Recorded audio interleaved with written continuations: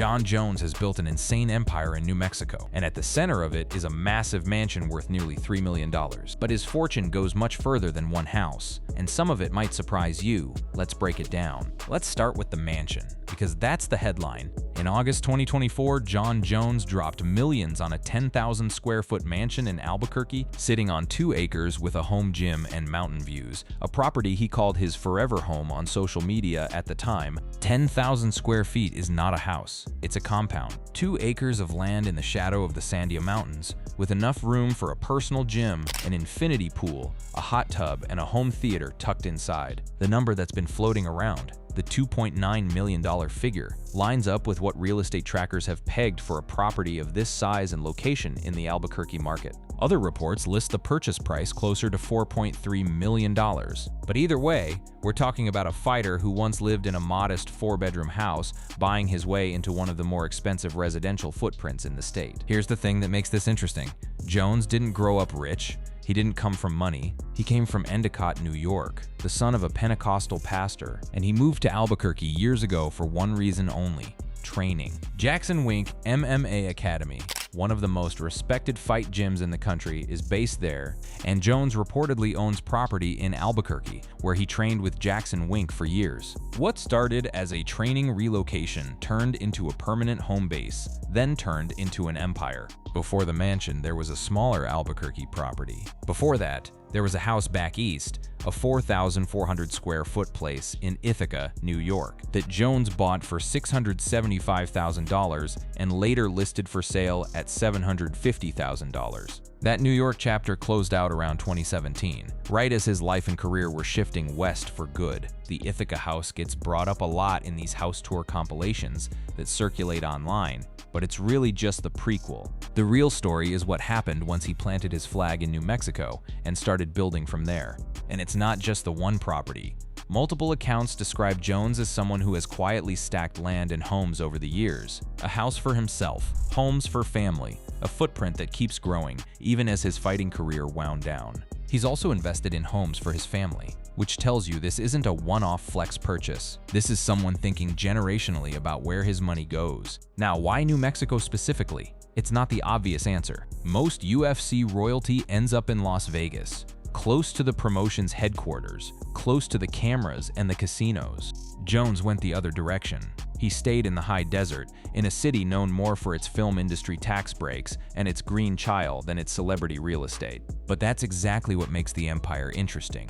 He built it away from the spotlight, in a market where money goes further and land is cheap enough that 2 acres with mountain views doesn't require Beverly Hills money. Albuquerque's real estate market has been steadily growing in recent years, and the city offers a relatively affordable cost of living compared to other major metropolitan areas, which is exactly the kind of environment where a fighter's money stretches into something that would cost triple in Los Angeles or Miami. He didn't need 8 figures to build a compound. He needed the right zip code. And the mansion itself isn't hiding.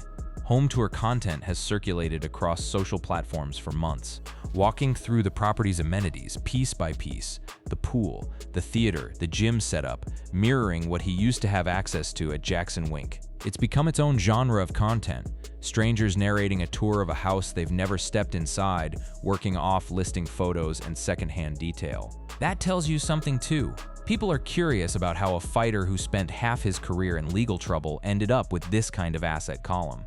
That curiosity is exactly why we're here.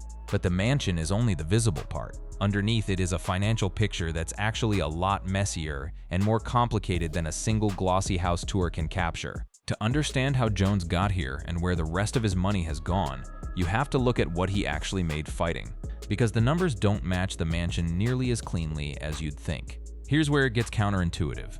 Jon Jones is widely called the greatest mixed martial artist of all time. 28 wins, 1 loss, 1 no contest. Titles in 2 weight classes. The youngest champion in UFC history at just 23 years old.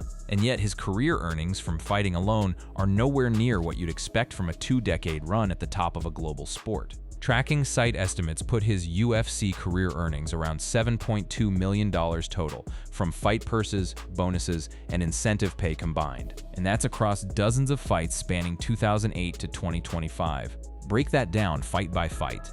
and you see how thin some of those early paydays were. His UFC debut in 2008 paid him $12,000. By 2011, when he beat Rua to become the youngest champion in UFC history, purses were still sitting in the low hundreds of thousands. Even his biggest single payday, a rematch with Daniel Cormier, brought in a reported $580,000. That's a good night's work by almost any standard.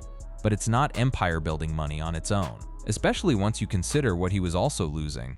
Because Jones didn't just lose money to the sport, he lost it to himself. Taxes, legal fees, and settlements nibbled away at that income, including roughly $500,000 in bail alone tied to a 2021 DWI arrest. That's one incident, there were many more. A 2012 DUI, a 2015 hit-and-run that severely damaged a young woman's car, and more importantly, stripped him of his light heavyweight title and got him suspended indefinitely.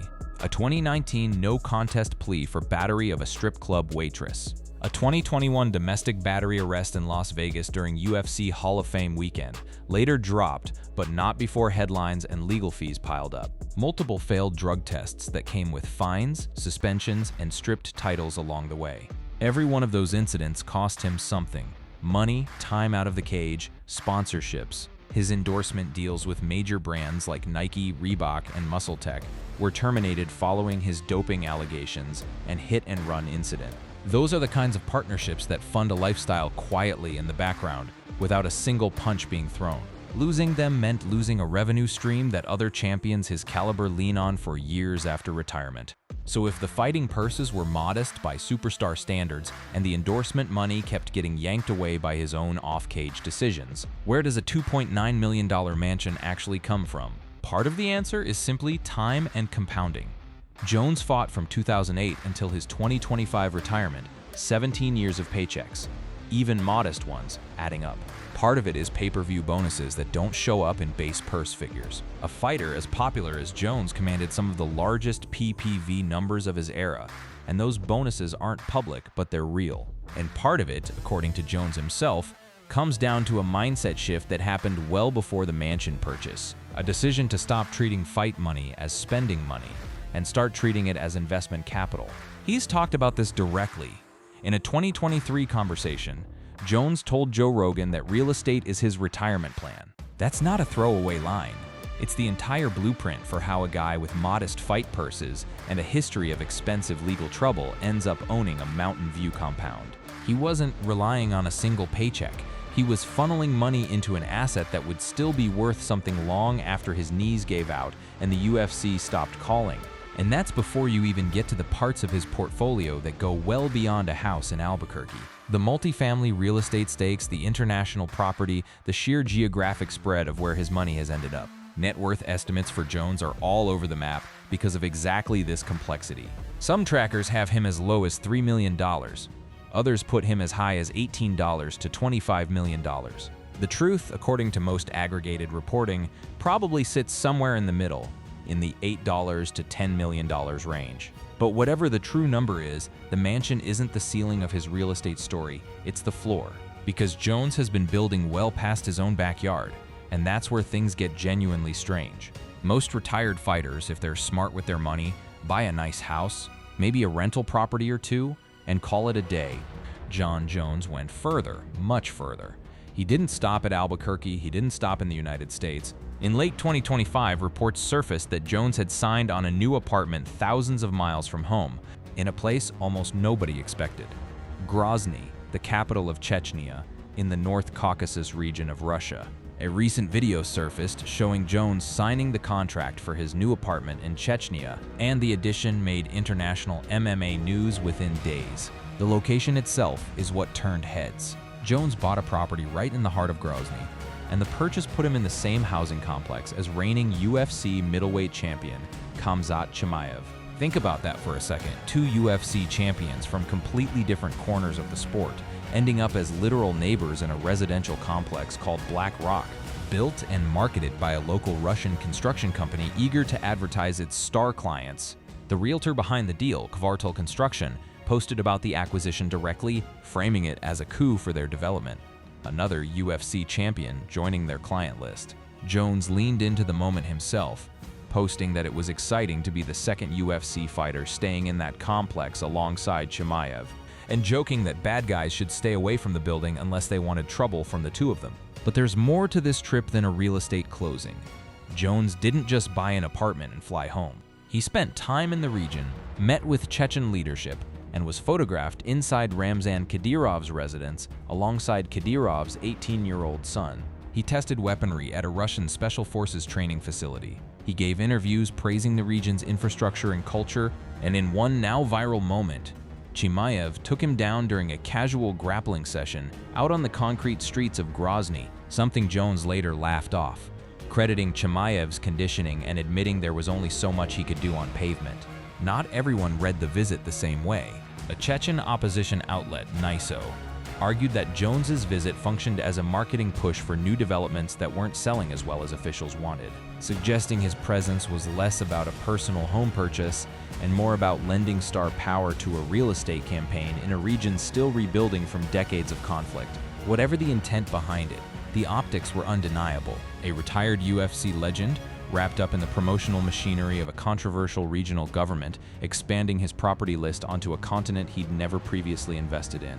Financially, the analysts tracking his net worth treated the purchase as a real, tangible addition to his holdings. The Chechnya apartment reportedly pushed his estimated net worth up toward the $8 million mark, according to Celebrity Net Worth's tracking, even as other outlets kept his valuation much higher, closer to $20 million or more, depending on which assets and endorsements you count. So now the map looks like this: a childhood home base in upstate New York, long since sold, a 10,000 square foot forever home carved into the New Mexico high desert, and an apartment inside a mountain range on the other side of the planet, sitting next to one of his sport's current champions. That's not a retirement portfolio anymore. That's a footprint most active billionaires would recognize, and it didn't stop with real estate. Jones has also put money into multifamily investment partnerships stateside, the kind of behind-the-scenes financial vehicle that doesn't show up in flashy house tour videos, but quietly generates returns year after year. Jones has dipped into multifamily real estate stakes through firms like Jones Street Investment Partners, whose roughly $1.8 billion Northeast portfolio produced returns above 14% on 2025 sales. That's not pocket change. That's institutional-level exposure to real estate, sitting quietly alongside a mansion and an overseas apartment. Put it all together and the picture becomes clear. The mansion in the Sandias isn't a standalone flex purchase from a guy who got lucky with one big payday. It's one visible piece of a wider, stranger, more scattered empire that spans from upstate New York to the North Caucasus, built piece by piece over almost 2 decades, even while the man building it kept running into trouble that should have derailed it entirely. Which brings us to the part of this story that can't be separated from any of it, because Jones's finances and his legal troubles have always moved together, sometimes in the exact same week. Here's what makes John Jones's financial rise genuinely unusual. Most athletes who build this kind of real estate footprint do it during a clean, stable stretch of their career. Steady endorsements, no distractions, a team of advisors managing everything quietly in the background. Jones built his empire in the middle of a legal rap sheet that reads like a highlight reel of bad decisions. Start with the timeline. The Ithaca house was sold off around 2017. The bigger Albuquerque compound came together in 2024. In between and around those two purchases, Jones was arrested, charged, suspended, or investigated more times than most fighters face in an entire career. A 2011 detainment for driving on a suspended license, a 2012 DUI crash, the 2015 hit and run that remains the most damaging single incident of his career. Jones fled a hit and run that injured a pregnant woman, resulting in him being stripped of his title and suspended indefinitely. A 2019 case involving a strip club employee, a 2020 guilty plea tied to a DWI, a 2021 domestic battery arrest during what should have been a celebratory UFC Hall of Fame weekend in Las Vegas, complete with police alleging he headbutted his own vehicle hard enough to dent the hood. And then, right as he was walking away from the sport entirely, it happened again. When Dana White confirmed Jones's retirement in the summer of 2025 following a UFC card in Baku, Azerbaijan, the timing lined up almost immediately with fresh trouble. Just hours after the retirement announcement, reports emerged that Jones was facing a misdemeanor charge for leaving the scene of an accident in Albuquerque, stemming from an incident earlier that year. Police say they responded to a crash where a woman was found in the passenger seat, and she alleged Jones had been driving before fleeing. Jones's attorney pushed back hard, calling the case unbelievable and accusing local police of targeting his client, insisting Jones had been home the entire night. Whatever the outcome of that specific case, the pattern is the story. A fighter who kept generating this level of legal chaos year after year somehow never stopped acquiring property. If anything, the acquisitions accelerated the closer he got to the end of his fighting career, as if the looming end of his paychecks pushed him to lock down assets while he still could. There's also the retirement and return saga that runs alongside all of this. Jones announced his retirement in June 2025, an emotional moment that fans took as the true end of his career. Then, just weeks later, when Dana White revealed the promotion was exploring a UFC card at the White House, timed to the president's birthday, Jones very publicly reversed course, posting on social media that he wanted back in to be part of the event and re-entering the drug testing pool. That reversal didn't stick either. White later said publicly that he couldn't put Jones in that position again, after the fighter previously backed out of a booked fight against interim champion Tom Aspinall, a decision that had already cost him enormous goodwill and sparked an online petition with well over 100,000 signatures demanding he be stripped of his title for inactivity. So even his exit from the sport wasn't clean. It was messy, reversed, re-reversed, and shadowed by a criminal complaint the entire time. And yet none of that instability touched the property empire. The mansion stayed his. The Grozny apartment deal came together months. After all of this played out, the multifamily investment stakes kept generating returns regardless of what was happening in Bernalillo County courtrooms. That's really the through line of Jon Jones's financial life. Two parallel tracks running at the same time, almost never intersecting. One track is chaotic, public, embarrassing, expensive in legal fees and reputational cost. The other track is patient, quiet, and increasingly international. Land and property accumulating steadily no matter what happened on the other track. Most people would assume a rap sheet like his would bankrupt a career or scare off the kind of capital needed to build this. Instead, he kept adding rooms to the house, kept adding zip codes to the portfolio, right up through the final months of his fighting career. So where does that leave things now? Jones is 38, officially retired from active competition, sitting on a resume of 28 wins against a single loss, 2 division championship gold, and a real estate footprint that stretches from a mountain compound outside Albuquerque to an apartment complex in the North Caucasus. The fighting is done. The empire isn't finished being written. What's clear is that the New Mexico mansion isn't going anywhere. It's the anchor of everything else. The property he called his forever home. The base he keeps returning to. The place where his wife and 3 daughters have built a life away from the traveling circus that defined his career for 17 years. Whatever happens with the pending misdemeanor case, whatever the final number on his net worth actually turns out to be once all the estimates settle, that house in the Sandias is the one constant. The rest of it is still very much in motion. The Chechnya apartment is brand new, barely months old at the time of the deal, and nobody outside Jones's inner circle knows yet whether it's a genuine second home he intends to use, an investment he'll eventually flip, or simply a relationship built on goodwill with people who wanted a famous face attached to their development. The multifamily investment partnerships keep churning in the background, generating the kind of steady returns that don't make headlines, but quietly outlast every news cycle about a car accident or a courtroom date. And the legal situation hasn't fully resolved either. The Bernalillo County case tied to the February accident was still working through arraignment proceedings, well into the back half of 2025, with his attorney continuing to push back publicly on the department's handling of the investigation. Whatever verdict eventually comes down, it'll be one more entry in a rap sheet that's followed Jones since he was in his early 20s, running in parallel with an asset column that somehow just keeps growing regardless. There's an irony sitting at the center of all this that's hard to ignore. A fighter earned relatively modest purses across most of his career, especially by the standards of a 2-time double champion, regarded by many as the greatest to ever do it. He lost sponsorships repeatedly to his own worst decisions. He paid out settlements and legal fees that would have crushed a lesser earner's finances entirely. And yet none of it stopped him from building something that now spans 2 continents. Real estate, not fight purses, turned out to be the actual engine of his wealth. Exactly the plan he described to Rogan back in 2023, playing out in real time, mansion by mansion, apartment by apartment. Whether the empire keeps expanding from here, Whether there's a third country, a fourth property, another investment fund quietly picking up stakes in some market nobody's watching, is genuinely an open question. Jones has shown no sign of slowing down the acquisitions, even as his fighting days are, by his own account, over. If the pattern of the last decade holds, the mansion in New Mexico won't be the final chapter. It'll just be the one that got the most attention, because it's the one you can actually walk through on a phone screen, gym and pool and mountain view included, while the rest of the empire keeps building itself quietly, deal by deal, thousands of miles away.